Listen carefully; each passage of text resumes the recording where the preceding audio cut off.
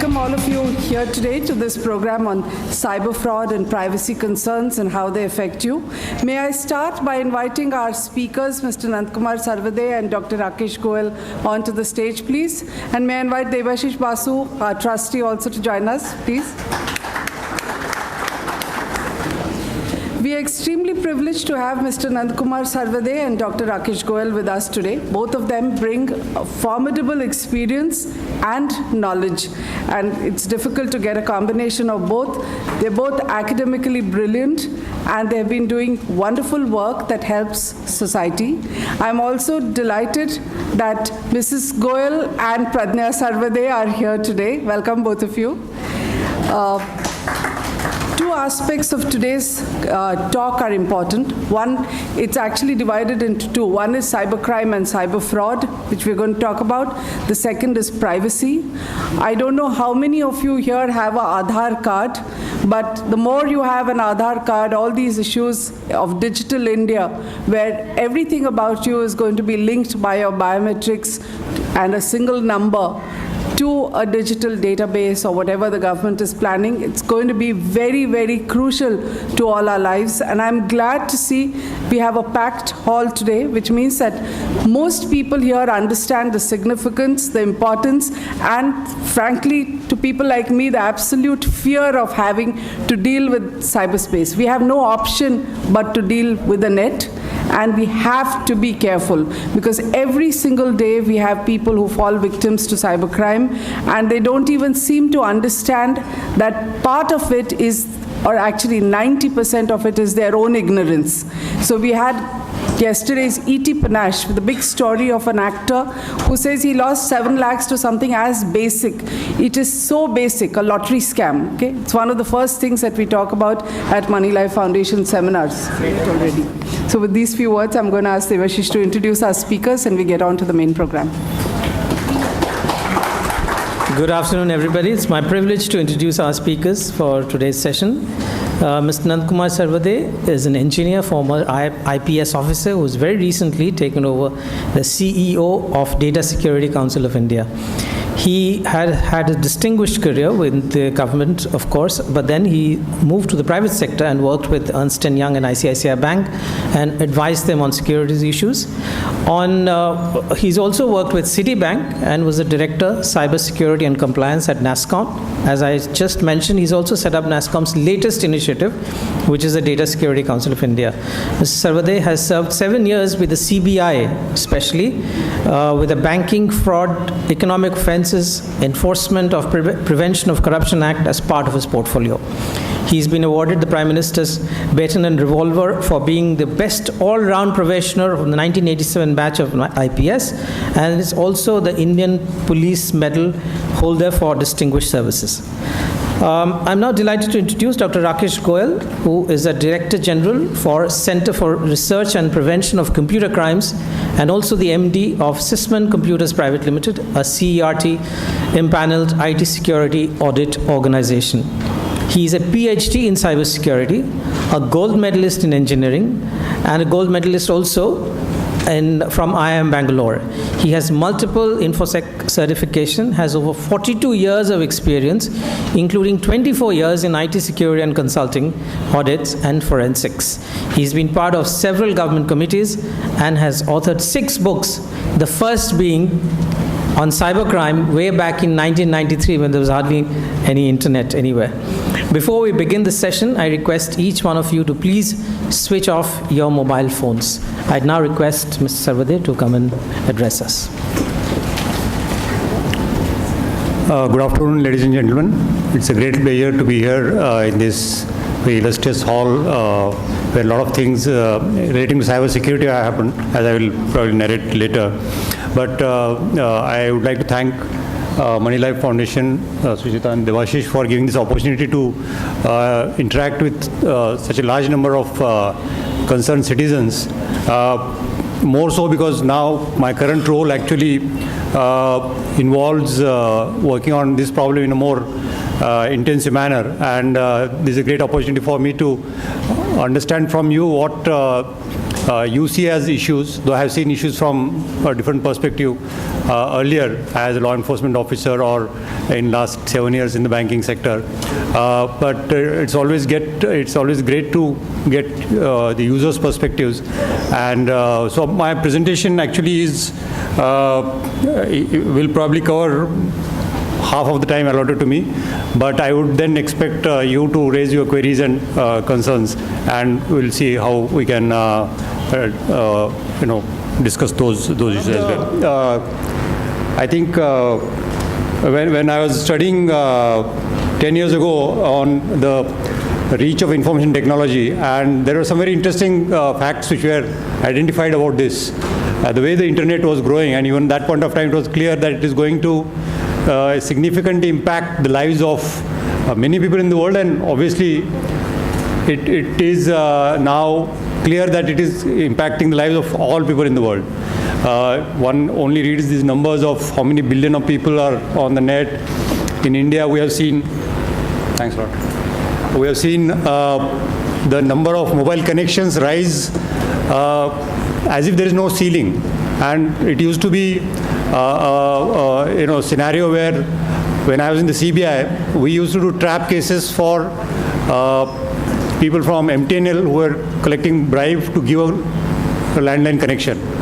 And from that point onwards, now we see people getting chased for changing their connections, having multiple connections, having family plans and so on. So the whole revolution around what kind of telecom services have become available, and then of course internet rides on those telecom services is something which everybody is experiencing. So I could go on and on about the cyberspace itself, how it is ubiquitous, how it is all pervasive, how it has affected everything. And I had a very nice video, but I don't have time for running that, which shows that in US, more than half the people getting married are meeting first on the cyberspace and then entering into lifelong relationships. And we see the growth of sites in India like various kinds of Jeevan Sathi, various kinds of community websites which are catering only to the marriage market. And you can see how everybody is getting involved in the cyberspace.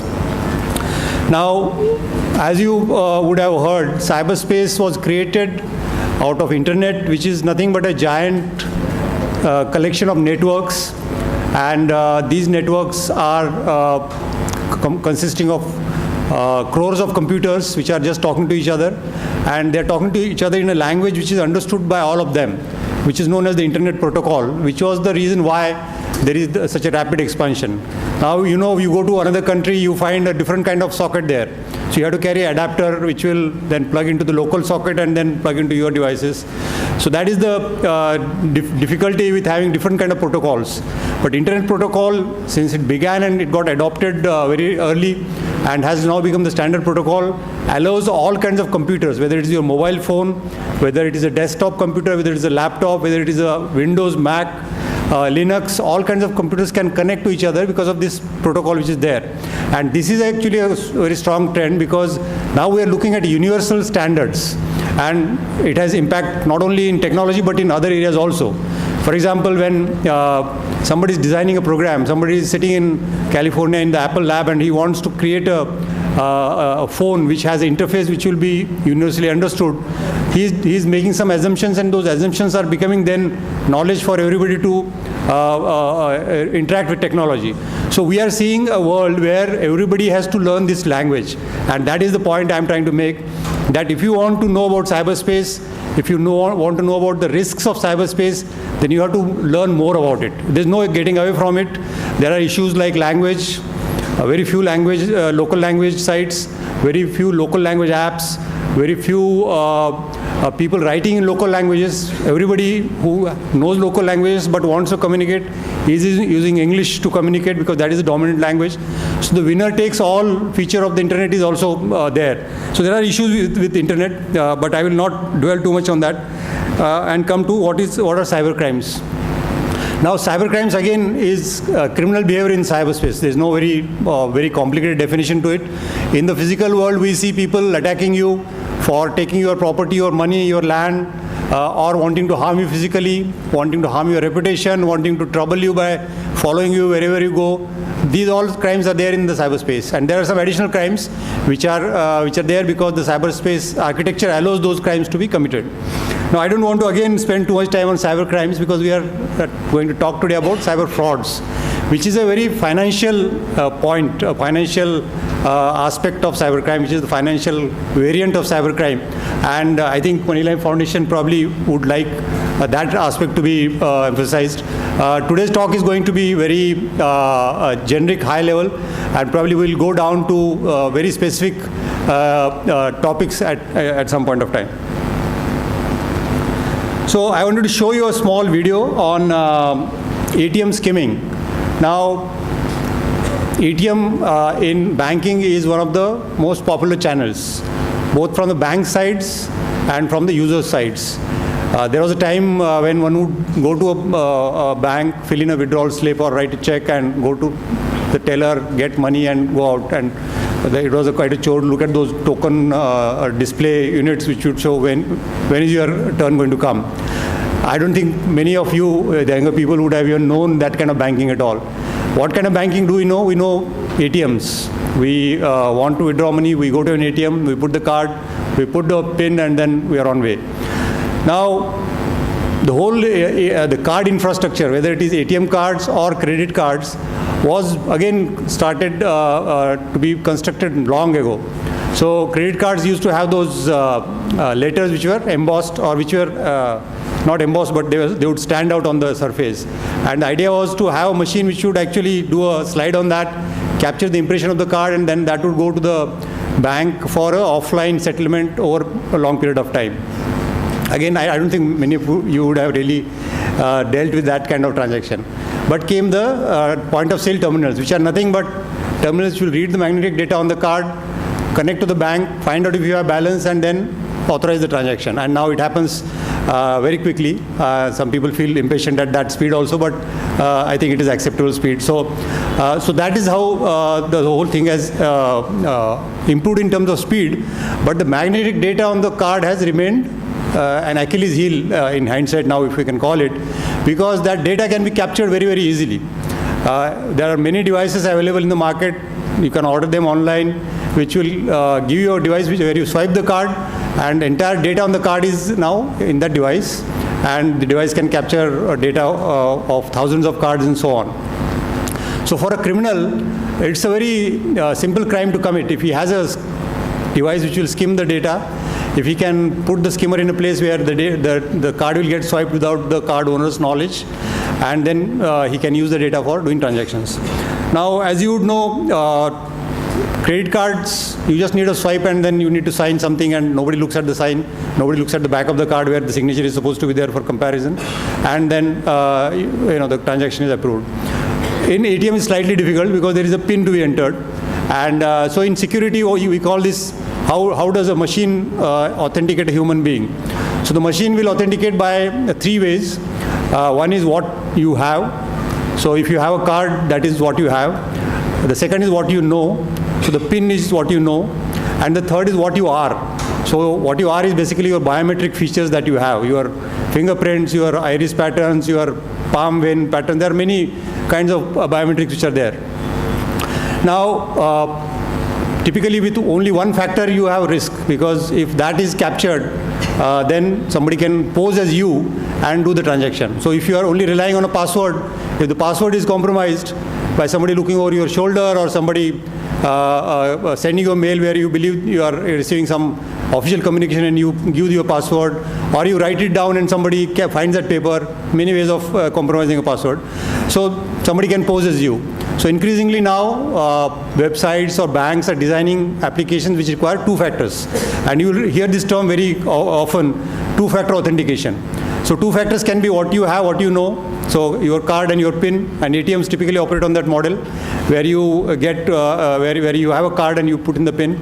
But it can also operate on another model. Suppose you have a card and you put your fingerprint without no need to put the PIN. That also goes to. There are many situations where that applies. I was just coming up and I saw a biometric attendance reader there on the wall, which probably captures attendance by people coming in, putting their thumb and maybe putting a pin also if it is designed properly, and then coming in, and so that nobody can pose as another person and so on. So coming back to the kind of crime that affects then cards. Cards are very popular. We have maybe 2-3 crore credit cards. I don't have the precise numbers, but I don't think that matters. But debit cards are in tens of crores. I think we may have 20, 25, 30 crore debit cards, because a debit card is issued by default with a new account by all banks now. And so there are mobile ATMs in rural areas where you can actually put your thumb and get cash and those kind of things. So the idea is just to authenticate the user, and then the transaction is approved. Now, coming to the ATM skimming attack, which we have seen in India now for many a year, and which all of you will be exposed. That's why I'm going to tell you about this. So how the ATM attack works is, as I mentioned, there are two factors which are required for a transaction: the card data and the PIN. And if somebody can capture both of these, then he will clean out your account. Now, when you go to an ATM, what is it that you should look for? So let's look at a video, and that video probably should tell us some things.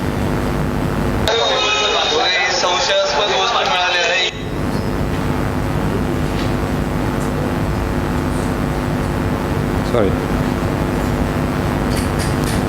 इथे लावलेली होती त्याच्या इथे, याला मागच्या बाजूला चिकट असा पदार्थ लावून चिकटवलेलं होतं असं, जेणेकरून आपण हे ATM जे आहे हे इन्सर्ट केल्यानंतर हे इझिली आत जातं आणि या मशीनमध्ये ते कॉपी होतं.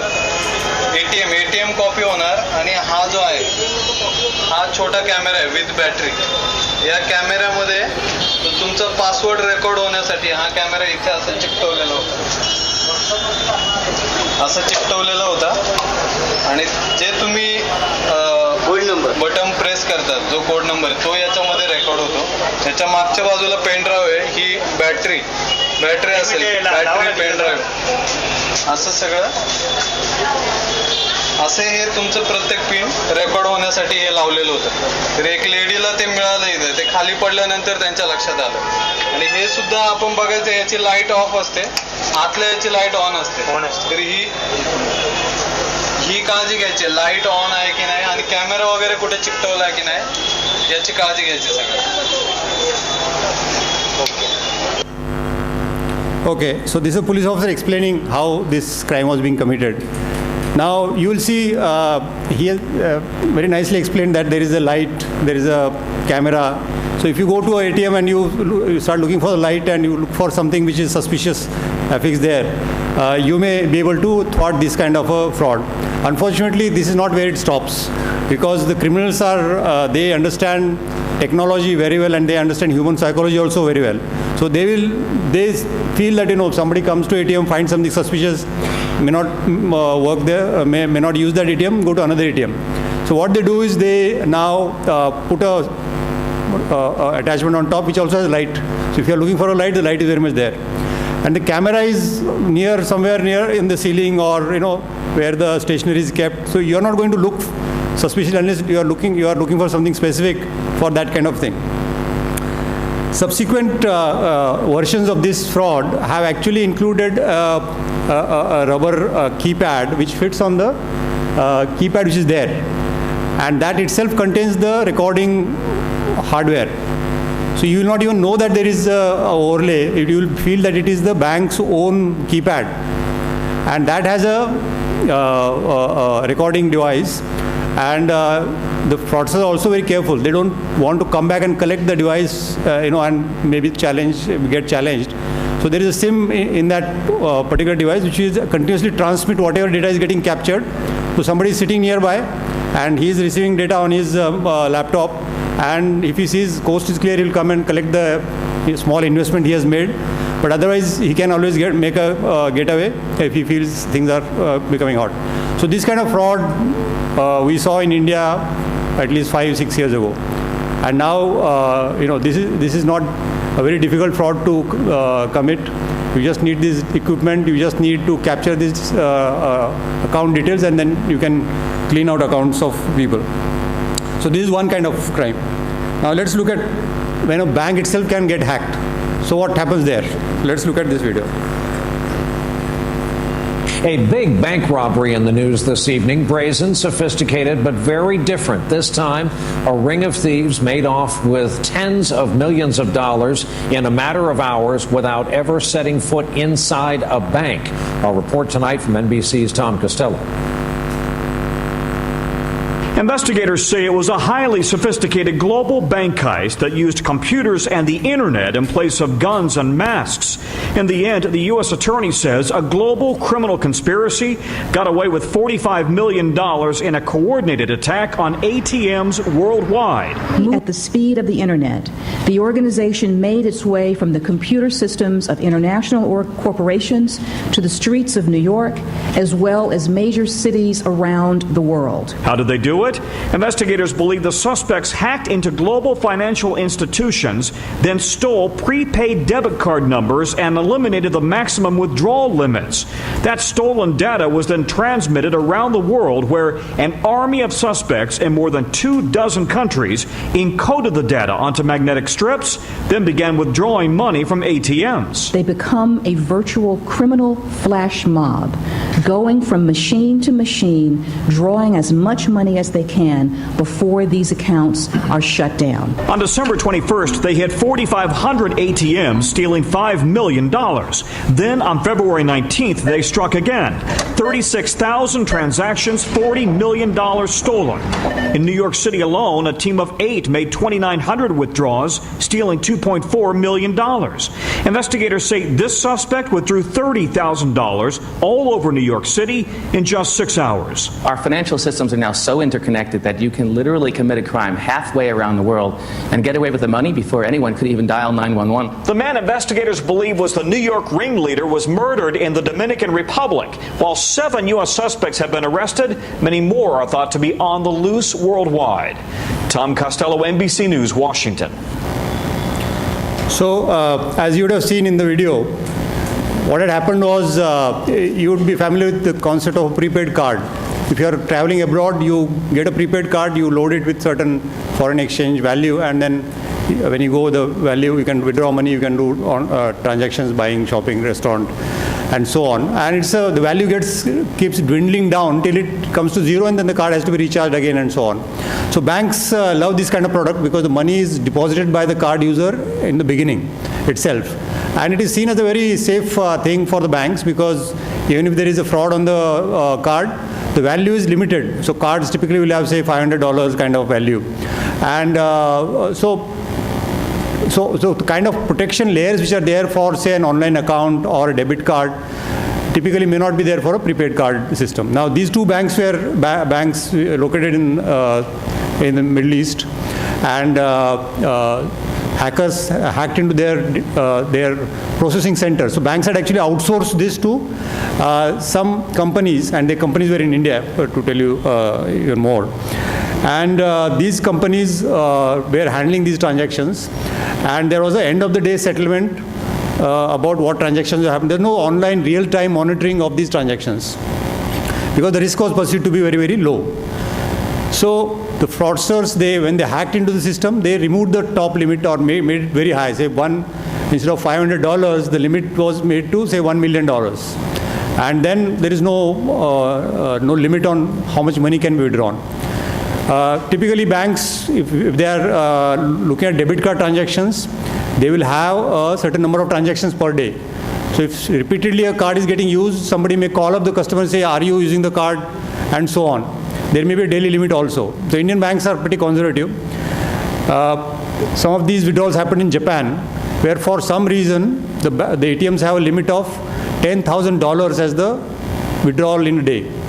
And of course, I don't know who would require $10,000 in cash, but that is where much of this money got withdrawn. So cards were compromised. Multiple copies of those cards were made. Typically, if there are 2 copies of the same debit card, then it will be caught by the bank, because the location is something which the bank can find out. Which ATM the card is getting used. Suppose a debit card gets used in Mumbai, and within 1 hour it starts getting used in Delhi. Obviously, a card cannot travel to Delhi in 1 hour. The bank will block that transaction. But if there are multiple copies of these and bank is not monitoring those transactions, then we see this kind of fraud where $45 million were taken out. And so this was a hit to the bank. I think one of the company was shut down because obviously they had a liability clause and so on. Now, all banks are exposed to the same kind of information security issues. Same kind of information technology systems are there, same kind of computers are there, similar kind of people work in those. So this is a risk which is very much there on the banking side. Now, of course, these were prepaid cards, so no customer got injured, but banks took a hit, and if these cards can be customer cards, and as we saw some time back, police constables in Mumbai, their cards were used for withdrawal in Greece a couple of years ago. So those kind of situations can arise because of this nature of banking products which are copyable and usable anywhere in the world. So these are some technology-led attacks, as we call them. But they are also human attacks. And I would just play a small audio clip for your information. Not a full of it, but some of it. And then let's see what is happening there.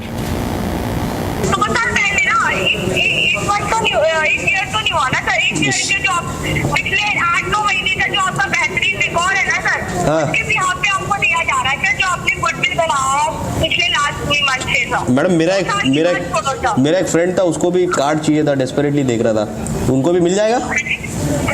पहले मेरा तो करवा दो, पहले मेरा तो करवा दो पहले।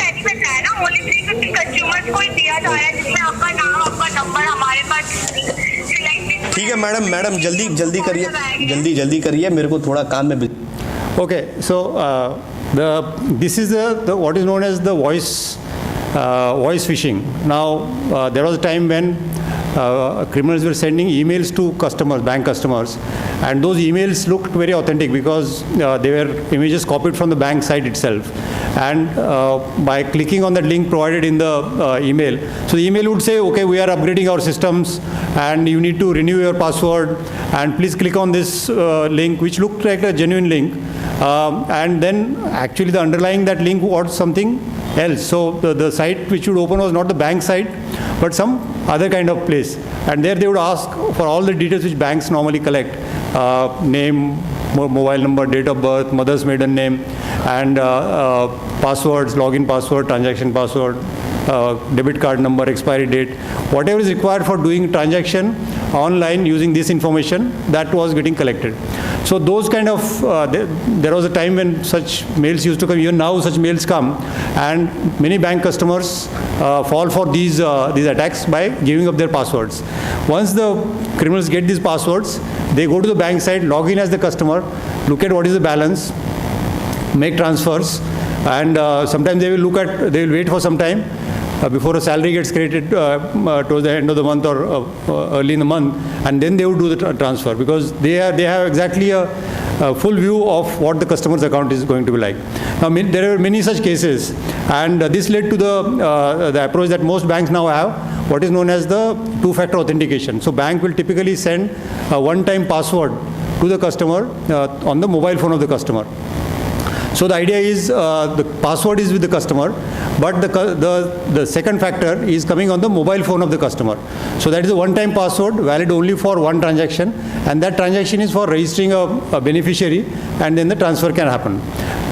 So this was the attack which was happening, and many banks then started putting in systems which will identify where a login is happening. Suppose a criminal is sitting in Russia and he's logging in as an Indian customer. The bank can look at his IP address, which is the address of the computer where the login is happening. And if that address is in another country, the bank will challenge by asking for a one-time password, or in some cases even making a call to the customer on the mobile phone, saying that please authenticate that you are actually doing this transaction. So there are various technology solutions which are available, which kind of reduce this fraud. And these kind of cases were there in hundreds at some point of time. So that fraud has kind of reduced, but it has not gone away. Because even if a one-time password is going to a customer's mobile phone, that password also can be acquired by calling up the customer by as posing as the bank employee. So typically a fraudster will get the password of a customer, and he has his mobile phone number anyway, and then he will call up the customer saying that, okay, I'm calling from the bank, you will receive a password, you will receive a 6-digit number on your phone, please read out the number to me, we are doing some testing, so nothing to worry about, and then he goes and cleans out the account. So this is the kind of modus operandi which the fraudsters are using to get that one-time password which is coming there. In some cases, they have actually gone to a mobile phone company and submitted fake documents saying that I have lost my SIM card. Please issue me a new SIM card. So the company will look at the documents, PAN card, electric bill, and it's not difficult to fabricate those documents. Some of the documents actually look so shoddy that it's very simple thing to actually make copies of them. But even if it is a well-made document, hologram and all, it is not difficult to get those things together and create something which is very genuine-looking one. So in many cases, it was seen that somebody has gone to a mobile service outlet, submitted documents. The genuine customer's mobile phone has got disabled because once you say my SIM is lost, the earlier SIM gets discontinued and a new SIM is issued, and on that SIM then one-time password comes and the transaction happens. So this is another way in which the second layer was defeated. Now, what I was just playing was actually known as a social engineering attack, where somebody has set up a illegal call center. They call up people at random, or they may have some information which they can collect from social media sites, from shopping places, name, date of birth, mobile number. This information is not very difficult to gather. And then they will call the person saying, okay, we have an offer for you. You are a so-and-so bank customer. If the person says, no, I'm not that bank customer, I'm this bank customer, saying that, okay, we have scheme for this also, we are calling from Visa, MasterCard, whatever. And then they win the trust of the person and get details like the 16-digit number, the expiry date, and then they say, okay, hang on, we are testing this, and then password will come to you, please read out the password, and so on. So many such cases are happening, and these illegal call centers are in the National Capital Region or in Jharkhand, and from there they are calling up people all over the country, and this is actually one of the key menaces which are there. So these are all remote attacks. So coming to a whole list of what kind of attacks are there. So there are different channels which banks have. So the first channel is internet banking, which is a very cyber channel, so to say, where there's a bank site, people log in, they can see their balance, they can do transactions, they can look at their account statement, they can pay their bills. It's a very rich interface where you can do a lot of things. Now, what kind of attacks are there? Phishing attacks are there. As I mentioned, phishing is basically phishing for information. The hackers have their own spelling technology, spelling technique. So they don't use F, but they use PH. So phishing attacks. This was one of the earliest ones. Second is malware. Now, what is a malware? Malware is nothing but a malicious computer program which is there on a device. How does a malware reach a computer? So malware can get downloaded on a computer when somebody visits a website which is infected itself or which itself is a malicious website. So people going to pornographic sites, gambling sites, game sites sometimes get infected that way. It can also get infected by somebody sending you a screensaver, a photograph, or a document which you believe is a genuine document, but it has this embedded program which you download on your computer, and then it will do the activities which the hacker has designed for it to do. So malware is another and very popular among the hacking community way of entering a computer and capturing information from there. So patching. Now operating systems are there. As I mentioned, Windows, the most popular one, Mac and Linux. All of these operating systems develop there are some vulnerabilities which are discovered. It's like a house where suddenly you discover a rat hole which is coming from one direction and you have to plug it to ensure that the rodents don't come in. So operating systems are very complex software programs. So they will have almost 1 crore lines of code, and typically people who write codes make mistakes where the code becomes then buggy, or it is capable of being infiltrated. So companies then issue patches. So typically if there's a Windows operating system, there is to be a patch Tuesday where every one particular Tuesday in a month Microsoft would issue patches, and the patches would get downloaded on this computer, and then the computer would get upgraded to plug those rat holes which I mentioned. Now, in India, 70% people were using pirated operating systems. Now the percentage has probably improved in the sense gone down. But large number of people actually have operating systems which are not authentic systems, where the patching will not happen automatically. It cannot happen because the company which is selling that software is not interested in patching a pirated computer at all. So that remains as a vulnerable computer. So this is how internet banking can get compromised. Phone banking. Now phone banking, of course, not many transactions happen on phone banking of late because people have moved to more faster ways of dealing with the bank. But there were a lot of techniques which I'll skip for want of time. ATMs, we looked at skimmers and pinhole camera.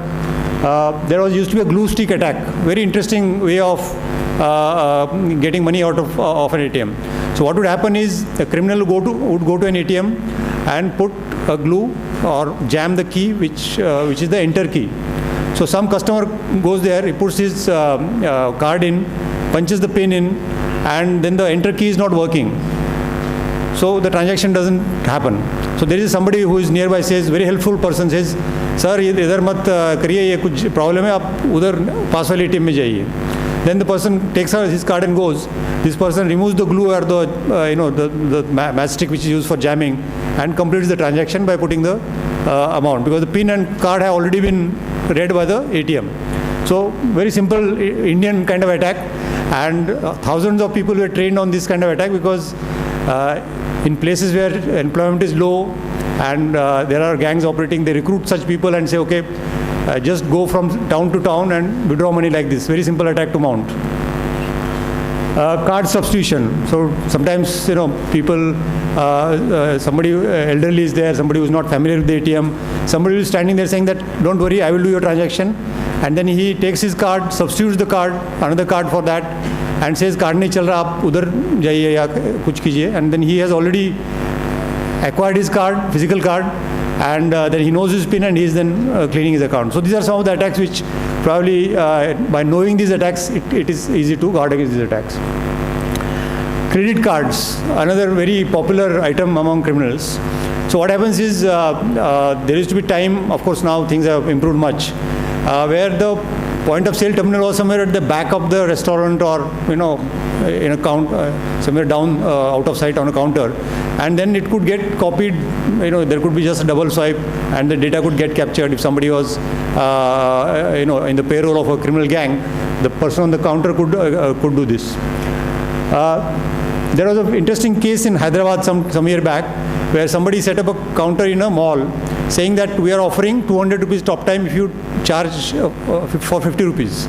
Now, many people are very attracted, saying a promotional scheme hai, aise hota hi hai. And many people believe that they are lucky. This is called, in psychology, what is known as the optimism bias.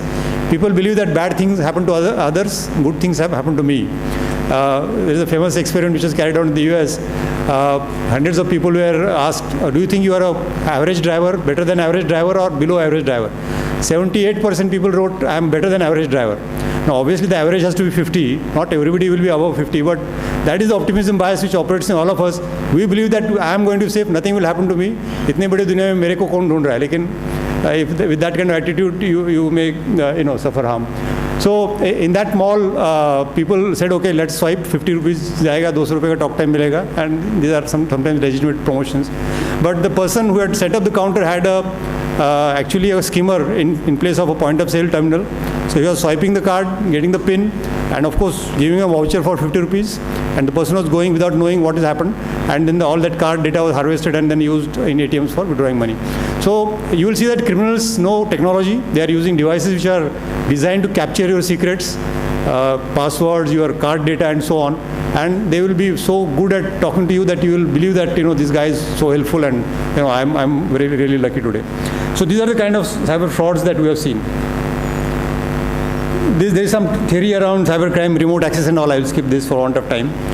Now, just to look at what kind of trends we are seeing in India. So 7 years ago, I joined banking as a risk professional, and we saw very opportunistic kind of crime.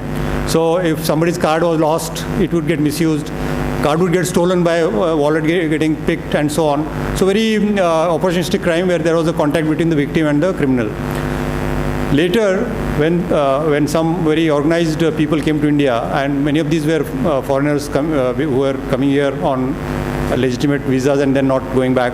Many of them were Nigerian students or business people, and they knew this technology very well because it's a matter of the peer network. If you have many people who know one thing, then all the network also starts picking up that. So this organized crime arrived in India, I would say 5 years ago, definitely. And they know human psychology very well. They can write very convincing mails. They also know how to recruit local people. So they actually have a network of distributors across different states. So they not only they not only do this kind of crime which I mentioned, they also are into lottery crime. Now this is a lottery fraud. This is another way people get duped. So typically, if you sometimes look at your junk mail folder, you will see certainly there will be a mail saying that Coca-Cola lottery, you have won 1 lakh pounds, and it's never rupees, it's pounds only, or dollars or whatever, or euros. And then some people want to know more, so they write back to that email saying that, okay, tell me more. And then gradually a relationship forms, people start develop trust and so on. And then they say, okay, we'll send you the money, but you have to give 1 lakh rupees at the customs. Now, customs is never involved in lottery remittance, but anyway, people who fall for the email don't know that. So they then send money to the account, to an account which is known as a mule account.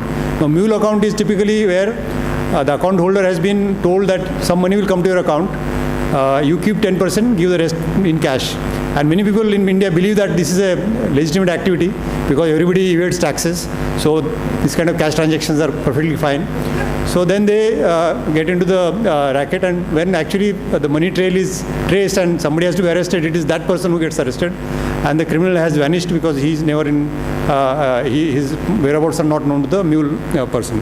So these organized crime gangs actually recruit such mules by going to them, getting to open their accounts, promising commissions, taking the money and then disappearing. Some of this money goes abroad through Hawala, so all the underground economy comes into play.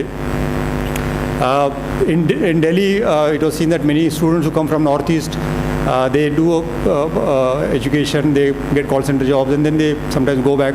So they sometimes sell their cards, debit cards. So there is an account which can be used across any ATM in the country, and it is active. And when there's a case, the police have to travel to a very remote place within India. And if it is a 20,000, 50,000 fraud, police department doesn't have budget to really cover all those cases. Either they will not register the case, or they will insist that the complainant puts up the travel expenses and so on. So this is the kind of ecosystem which started getting developed 5 years ago, and it is flourishing. KYC procedures have been evolving. I mean, earlier there was a different approach to KYC. Now there are more tightening. So salary accounts would get opened merely on the basis of a single letter from the HR department saying 20 employees this month, please open their accounts, and banks would open those accounts. And many of those people would go to another job, the account would remain active, and then it would get misused for various kind of illegal activity. So a lot of loopholes in the system which were being exploited. Last point about lack of capacity in law enforcement. So law enforcement is always busy in very higher priority items. So law and order problems, VIP duty, elections, bandobast. Crime investigation always gets lowest priority in police. And I am saying this with having my experience of 20 years as a police officer. And their budgets for travel are always very, very low. So criminals know this. What they will do is they will dupe a customer in Chennai. The money will get transferred to Mumbai and it will get withdrawn in Delhi. Now there are different places where evidence is lying, and the investigator has to travel to all these places, talk to people, write their statements down. It's a very elaborate manual process. So there's a lot of work for an investigator. He is not keen to do it. And if the amount involved is very low, believe me, unless there is a very high referral, the case will not even get registered. And that, of course, the validity of crime statistics in India is another subject which I don't want to get started on.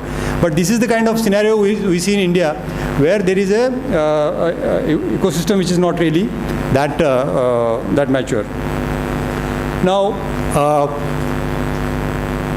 we talked about the human element. I just wanted to cite this study which was done recently, and this links to financial literacy as an issue.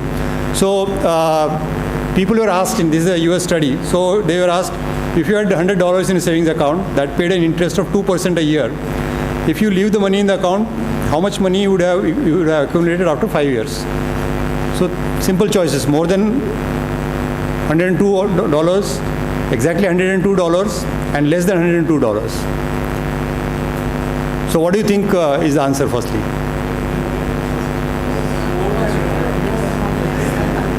Okay, so it was found that only half Americans aged over 50 gave the correct answer. So that is the level of financial literacy which is there across the general population. Now, all the sophisticated methodologies which I told you about how criminals dupe bank customers, do you think there's any chance of your getting saved from all this? I'm assuming that, of course, this audience is all of you have got more than 102 as the answer. But in general, you will see the criminals always prey on the weak. It's like a jungle law where the weak, very young or very old, the lame will be eaten up. The rest all escape. So that's how criminals also target those who don't understand the medium, and then they attack. Again, some theory, I don't want to go through this, we don't have enough time. So about cybercrime, there is, and this is my favorite part where I want to really stimulate thought around public policy. So what should be approach on protecting people against cybercrime? Is it possible, firstly? Will everybody be protected fully, and if not, then what is to be done? So there is a school of thought which says that actually so much effort goes in protecting people and systems that the amount lost in those frauds is so little that it is not worthwhile to really spend money on protecting people. Of course, this is just an extreme view, but you will see somebody did a study on phishing. So it was found that $61 million were lost as a consequence of phishing attacks. The cleanup cost, the subsequent damage control cost was $96 million, and actually educational cost was $15 billion. So there are so many users and so few fall that to educate everybody it requires a large amount of money, which may or may not be worthwhile investigation. So, and it is also found that you may do a very sophisticated education campaign, but people who are likely to be victims, they will never read that because they don't want to know about security at all. Nobody wants to know about security till they become victims. And it is human nature. It is famously said that security is orthogonal to issues. So you want to go in this direction, security says, okay, idhar bhi dekho, idhar bhi padho. Why waste time? So nobody does that. So this is one approach to security. So in India, we have seen some very interesting regulatory work, and so there has been some clear guidance to banks, where again how to protect IT systems was also prescribed. But what interestingly happened was for online transactions, which was a rapidly growing crime area, where the card number, the expiry date, and the name and the CVV number, which is there on the back of the card, these are the only things required for doing an online transaction. And a lot of frauds were happening. There was a famous case of Kingfisher Airline filing a complaint of 16,000 tickets being booked on stolen card details. And obviously the merchant had to bear the cost. So they had suffered a loss of more than 10 crores. So they came to Mumbai police and filed the complaint. So there RBI said, okay, for online transactions, you now require a password. And this came in 2009. And some of you would recall, earlier it was very simple to do a transaction, but risky. Now it is slightly more time consuming. You have to put an additional password. Sometimes banks send this password through one-time password on the mobile. And this has really reduced fraud on online transactions. So sometimes centralized approaches also are very effective. The point I was trying to make was protecting users from all kinds of attacks may or may not be possible, but sometimes centralized approaches can really be very effective. Then RBI also said, let us have architecture where people are not issued for cards which are usable in foreign geographies if they are not likely to travel. If 99% Indians don't go to other countries, why is the card capable of being used in other country? So they said cards should be issued only for domestic use. If somebody has to go abroad, then bank will enable that card for foreign transaction. So that was first. Then RBI has also told banks to replace magnetic cards with chip cards. Now, chip cards are so far been found not to be copyable. So this is another thing where banks are replacing cards, and many of you would have received chip cards. Chip cards are much more secure. The kind of skimming that we saw in the beginning will not be possible on chip cards as of now. You never know in the future. So this is the second one. Then banks were also told to put limits. Now typically there would be large limits on cards which are not really required. So you would see credit cards being used to maybe 20%, 30% of the limit ever, and in some months even less. So the limits were required to be set as per the profile of each customer. So that is the work which has also been prescribed. And there are some other standards where to improve security of these systems.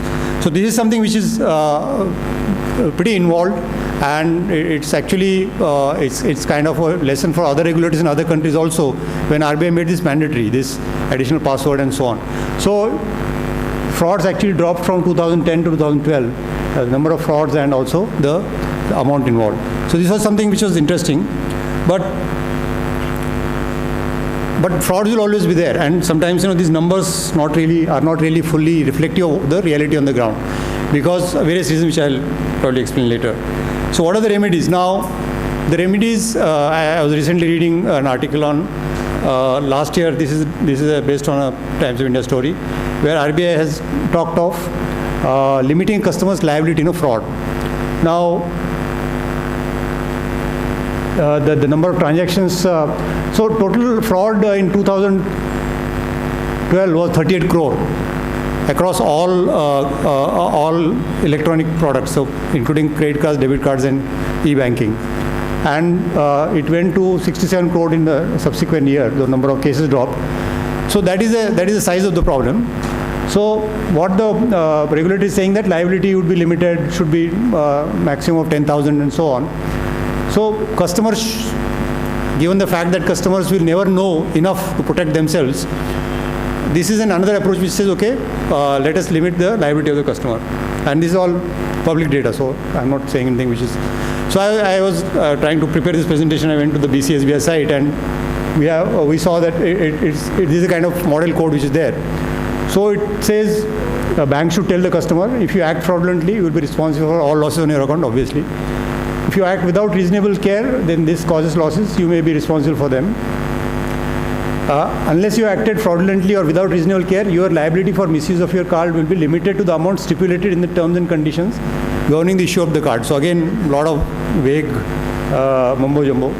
And you may be liable for misuse on account of loss of your PIN or compromise of your password until the time we have been notified. So obviously a customer has to notify the bank as soon as he finds that there is some fraud happening on the account. So that is the responsibility of the customer. And so you have to have call center numbers written down. You have to have card numbers written down, so that you don't have to then start looking at, I don't have my card number, what do I tell, and so on. But look at other geography regulators. So this is Financial Control Authority, UK regulator. So it says if you notice a payment did not authorize, you should contact your bank immediately.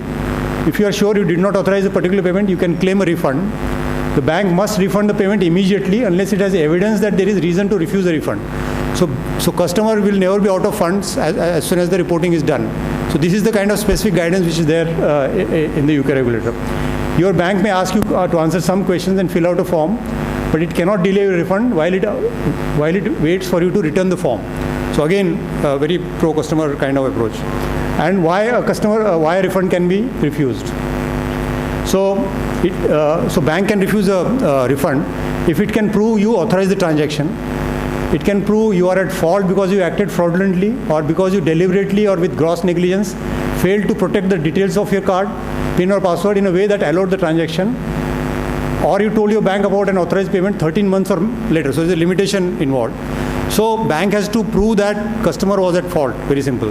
And informal discussion with the UK people tell us that banks never refuse any claim. If the customer says, I have not done this transaction, the refund is immediately processed. So in India, we have different mechanisms, of course, and I was just showing this comparison because a clear guidance really helps everybody. So people in the banks also know refund has to be done, customers know their rights, and it helps the whole ecosystem. IT Act has provision against cyber frauds, which is it's not really a provision, but sometimes it is used. So the adjudicator in the state government can look at these disputes and pass orders, and some great work has been done in Maharashtra by Rajesh Agarwal, who used to be the IT secretary, in passing such orders. But this is not meant to be a recourse for individual customer-oriented fraud. This is meant for basically looking at data breaches, which is a very different kind of cybercrime. So I'll come to the last slide. I'm aware that I'm running behind schedule. So there are some public policy issues which I think are important to address at some point of time. So who should be responsible for cyber fraud? Is it the customer because he has been negligent? And it's very easy to say that customer is negligent because customer compromised the password. He didn't patch his computer, so malware was there and so on. But if you look at the economic theory around crime control, it says, cybercrime control, it says, the party which is in the best position to solve the problem in the long term should be responsible, because otherwise the problems will never get sorted out. If you put the responsibility on somebody else who has no wherewithal to address the problem, then the problem will not go away. We recently saw Digital India initiative, and if people don't trust the medium, are they likely to use the medium? Is it so? If word of mouth says, okay, fraud hota hai, lekin, no compensation, then that's not a good thing for this initiative, which is going to have investments of lakhs of, at least a lakh of crore, if I'm not mistaken. And who is responsible for educating end users? So who benefits from use of electronic channels? So who collects taxes on improved economic activity if there is a ecosystem where there is a higher usage of the medium? And so last one is, how do cyber fraud losses compare with loan frauds? For the banking sector, we saw 67 crore or whatever is the size. Do you have any idea what is the loan fraud size? No, it's not 1 lakh. It's not that bad. But it was around 20,000 crore in last year or year before that. So 20,000 crore is the impact of loan frauds, and cyber fraud, which affect a larger number of people, is actually very small. So in terms of meeting the liability, these are some of the issues which discuss. I don't want to prescribe any approach, but I'm just wanting to flag the issues. So we have gone through the entire presentation, basically what frauds are there, how you can know more about it to protect yourself, and then what kind of responses can there be. Sorry, I have exceeded the time, but I don't know whether it's time for questions. But thank you very much. I think we'll take the questions at the end.